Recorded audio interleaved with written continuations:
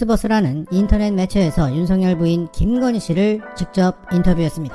그 인터뷰 육성 파일을 한겨레가 확보해서 그것을 공개했습니다. 일단 들어보시죠. 근데 아니 저희 집에는 항상 제 친구들 모여 살았어요. 저희 집에 누구랑 동거할 시간이 없어요. 예? 어떻게 누구랑 동거를 합니까? 제가 또 검사랑 동거할 때인데 아니 그 검사는 다 뭡니까? 우리나라 검사 이 공무원 사회가 얼마나 무서운데 일중독인 사람이에요. 예, 저는 그래서 석사도 2개나 받고 박사까지 받고 대학 심리가를 강의 나오고 또 대학 사학생이라고 정말 줄일을 하고 싶어도 제가 시간이 없어요. 시간이. 네네네. 정말 미안한 얘기지만 시간이 없어요. 네네. 네, 그래서 그거는 그러면 제가 줄리였으면 제가 거기서 일했던 줄리를 아마 기억하는 분이나 저를 보셨다고 하는 분이 아마 나올 거예요. 제가 그랬다면. 근데 안 나올 거예요. 아마 제가 그런 적이 없기 때문에. 그래서 저는 그거는 이제 시간이 지나면 모든 거는 아마 가려지게 돼 있어요. 지금 이거는 완전 진영 공개, 이거는 완전 누가 소설을 쓴 거예요. 그냥 소설. 네네. 자, 일단 김건희 씨는 매우 격앙된 상태에서 자신에게 제기되는 의혹, 즉 유흥주점의 접객원이었다는 것, 검사와의 동거 사실에 대해서 부인했습니다. 아직 육성으로 공개되지 않았지만 이 인터뷰에서 김건희 씨가 추가적으로 말한 내용이 있습니다.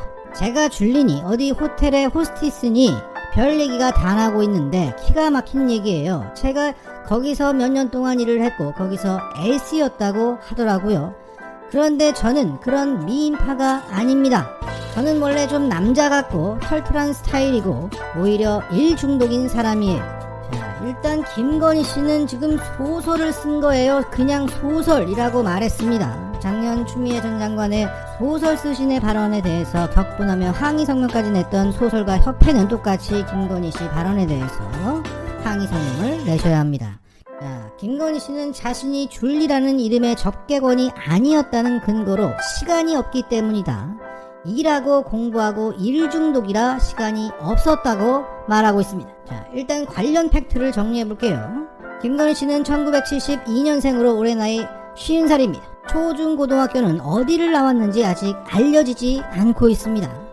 이후 학력은 그가 공동 번역자로 올라가 있는 책의 소개란에 이렇게 되어 있습니다.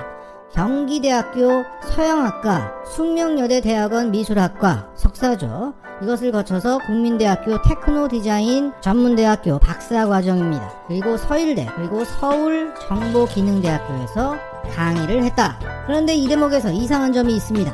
경기대학교에는 서양화과가 있지 서양학과는 없습니다. 그래서일까 김건희 씨의 페이스북의 소개란을 보면 경기대 학사 졸업 이력은 없습니다. 보통은 어느 대학교를 나왔다는 것은 기본적으로 있는데 말이죠. 김건희는 대학을 나온 게 맞는가? 라는 첫 번째 의문을 남겨두겠습니다. 그리고 김건희 씨는 국민대학교에서 박사 과정을 밟았던 것으로 보입니다. 그런데 여기서 유명한 그 유지 논문이 나오는 거죠. 제목에 한글로 유지라고 돼 있는데 그것의 영문 제목에 어이없게도 한글 발음인 유지가 그대로 쓰여졌던 그 논문, 이것을 근거로 김건희 씨는 자신에게 박사 학위가 있다고 주장하는 겁니다. 과연 이 어이없는 논문으로 김건희 씨는 박사를 딴 게 맞는가 하는 두 번째 의문을 남겨둡니다. 그리고 그의 페이스북을 다시 보면 그는 서울대에서 공부했다고 되어 있습니다. 이것은 면접과 추천만으로 가능한 이 MBA 최고 경영자 과정을 수료한 것을 두고 서울대에서 마치 일반 대학교 석사학위라도 받은 척 사기치고 있다는 그런 의혹을 받고 있습니다. 이것이 세 번째 의문입니다. 자, 이렇게 그는 어떤 초중고를 나왔는지도 베일에 가려져 있고 그 학사도 석사 2개도 그 박사도 뭐 하나 깔끔하게 확인된 학력이 없습니다. 그리고 김건희 씨는 육성 파일을 통해서 자신은 시간이 없다고 거듭 강조했습니다. 동거할 시간이 없다. 줄리할 시간이 없다. 그래서 나는 동거할 수도 없었고 줄리가 아니라고 말했습니다. 게다가 내가 줄리니 호스티스니 내가 거기서 몇 년 일했고 에이스였다 이렇게 하더라고요. 그런데 저는 미인파가 아니었다. 원래 좀 남자 같고 털털한 스타일이다. 이렇게 얘기합니다. 이게 지금 유력한 대선 후보의 부인입니다. 이 정도의 논리로, 어휘로 수많은 사람들을 설득시킬 수 있다고 생각하는 겁니까? 그리고 김건희 씨는 이렇게 말했습니다. 나중에 줄리를 한번 취재해봐주세요. 저랑 거기서 만났다고 하는 분들도 있던데 진실을 취재해주세요. 제가 줄리를 해야 될 아무런 이유가 없는 사람이에요. 차라리 줄리의 진실을 찾아서 그런 거 한번 써보세요. 이게 뭡니까? 정말 억울하면 고소를 그냥 깔끔하게 하던가 뭐 이렇게 혓바닥이 길어요. 진짜 낯뜨거워집니다. 기사 한번 써보라고 줄리의 진실을 찾아보라고. 와 진짜 천박합니다. 야, 그리고 경륜이 있으신 어르신들은 아실 겁니다. 그 목소리를 들으면 그 사람을 알 수 있다. 더군다나 올해 나이 50인 사람입니다. 그 목소리에 그의 삶이 묻어나온다고 말씀하실 겁니다.